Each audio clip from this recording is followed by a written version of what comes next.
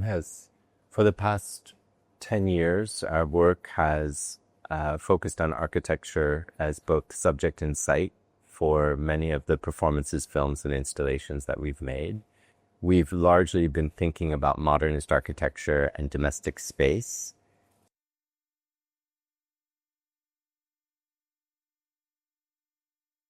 So one thing that I think has been very inspiring already these first few days in Bangkok is the prevalence of temples and sites of devotion, architectural spaces that are integrated into the quotidian life, but introduce another dimension of time and space from the spirit world. So this is very interesting to think about. I would also add that Well, I would say that those many of these kind of sacred architectures that we've been interested in and exploring here in Bangkok are within a context that is extremely postmodern, I would say, in which the legacies of modernism are present, but then you see a kind of like so many skyscrapers, and contemporary modes of architecture living side by side. Yeah, very much like that. That juxtaposition is rather radical here. And perhaps that is kind of linked to the duality of angels and Mara, but like that there are many, that these things are not separate, that they are more integrated and happening, different layers of history are happening simultaneously in one moment.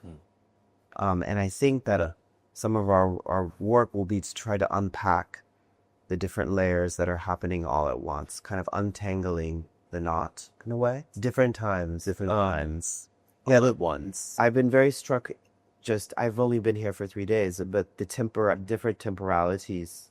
So it's not only space, but it's kind of how space generates temporalities that are different.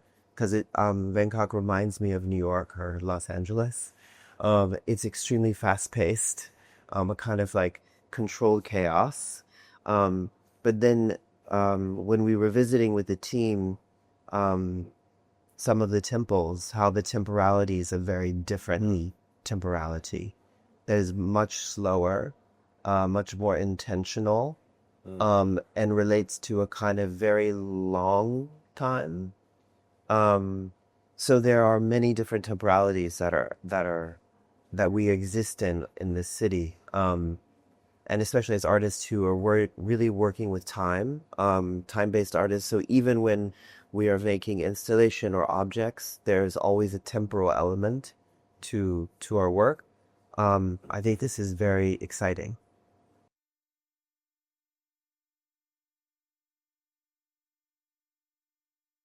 Well, I don't think you get to a bigger power structure than angels and Mara. Yes, our work has looked at different power structures that define or differentiate gender, sexuality, race, all of which are the inventions of language and society. In the current research, we've been looking at discotheques, the architecture of discotheques, so that's a big turn from modernist architecture, and thinking about how the disco has been and continues to be, in some regards, a space of resistance where different historical subjectivities overlap, and often with the shared desire to create a space that resists hegemonic structure.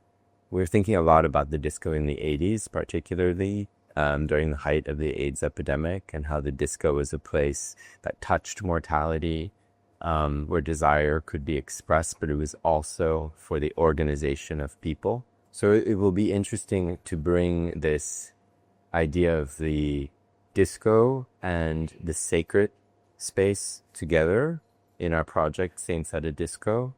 I think, as Brennan was saying earlier, that feels very Bangkok, to have the coexistence of the chaos, controlled chaos of the nightlife, the life of the disco, and right next to it, this ancient, sacred architecture, different kind of time, different intentionality. So I think that this will be a great place to develop the research around this project. And I think that one impetus for this project is very personal. It kind of relates to our subjectivity and our coming into consciousness historically as well as subjects, was that we realized that we were born at a time when disco was dying in a way, like the end of disco and the beginning of the AIDS crisis. And these are two phenomena that are both linked to sexuality, and they're both global phenomena. So I think the specificity of our questions, I mean, we have more research that we need to do, but I think what I've been struck with was how the vestiges or the ruins of disco culture are here, as are the effects of the AIDS crisis, the continuing crisis, the crises that manifest differently across the world. So I think that there is that this project, which started as something very personal, very related to where we come from and when we were born, has a way to make connections here that I think will be very fecund and exciting. Yes, and I think that we just arrived, but our experiences have been very interesting, that we have been exploring sacred architecture, but then we've also gone to a huge music festival, Wonderfruit, and we've gone out to some bars. So it's like we are, even in our experience of the city, we are kind of investigating the disco in the chapel and thinking that these two spaces, maybe like Angels and Mara, are not actually separate, that they are the same in a way. Oh, I was going to say, yes, and I think that, how do I want to say this? I think that it's about the kind of coexistence in a space of both elements, and that like if we think about the disco as a chapel, we see it as a sacred space where ritual is taking place. And if we think about the chapel as a disco, we can think about all that gold, all of the jewelry.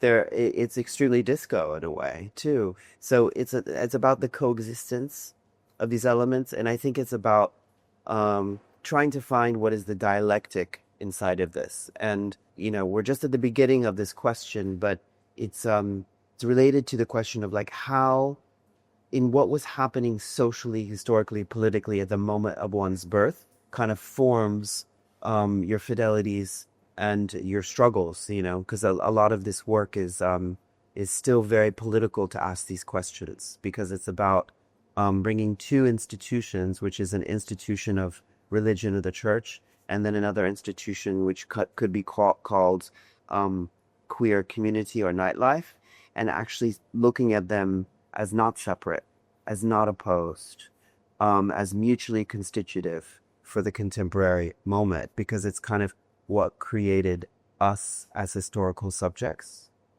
Yeah.